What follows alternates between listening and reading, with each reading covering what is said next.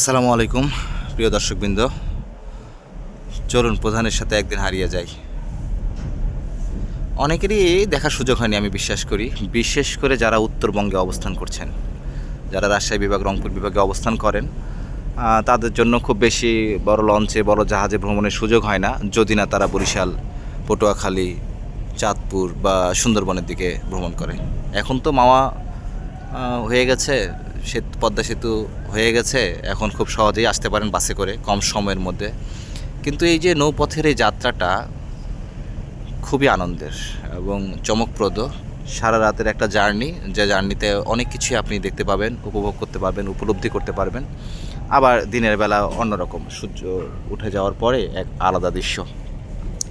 তো এখানে মূলত যেটা হচ্ছে, এখানে মাছ চাষে বেশি আগ্রহী।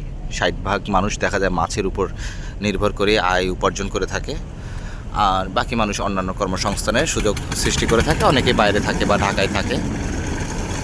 তো এখানে মজার ব্যাপার হচ্ছে, বাসে উঠলে আপনি একটি সিটে বসবেন, সারাদিন জার্নি করে নির্দিষ্ট গন্তব্যস্থলে নেমে যেতে হয়। কিন্তু লঞ্চে বা জাহাজে মজার ব্যাপার হচ্ছে যে আপনারা অনেকের সাথে কথা বলতে পারবেন, পরিচয় হতে পারবেন, চা নাস্তা খেতে পারবেন, গল্প করতে পারবেন, আড্ডা দিতে পারবেন,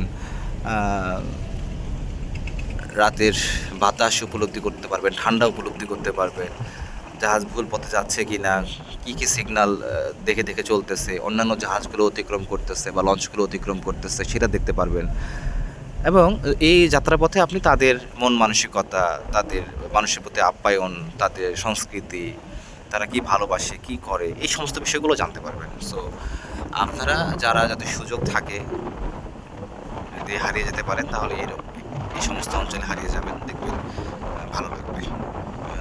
অনেকেই কক্সবাজার সি বিচ যান বা সিলেট জাফলং যান, অনেকে আবার সুন্দরবন বা কুয়াকাটার দিকে আসেন। তবে সুন্দরবন বা কুয়াকাটার দিকে আসলে এই পথটা যদি আপনারা বেছে নেন, আশা করি আপনাদের জন্য খুবই মনোরঞ্জকর হবে এবং খুবই ভালো লাগবে। ভালো লাগার বিষয় হলো, দেখতেই পাচ্ছেন যে কত সুন্দর লাগছে বাইরের এই দৃশ্যটি। দেখার মধ্যে একটা উপভোগ্য বিষয় রয়েছে। পালতোলা নৌকা, জাহাজ মাঝে মাঝে ট্রলারে অনেকগুলো যাত্রী নামিয়ে দিচ্ছে কোনো কোনো স্টেশনে।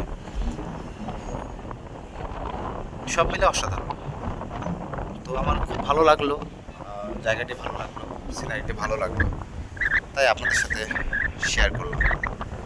যেন এই আমার শুধু ভালো লাগে আমার মাঝে না থাকুক, এই হুমায়ুন কবির প্রধানের সাথে ঘুরে আপনাদেরও ভালো লাগুক, বা আপনারাও উপলব্ধি করতে পারেন যে জাহাজে করে গেলে, জাহাজটি একটু দেখাই দেখি, গেলে আপনারা এই মজাটা নিতে পারবেন।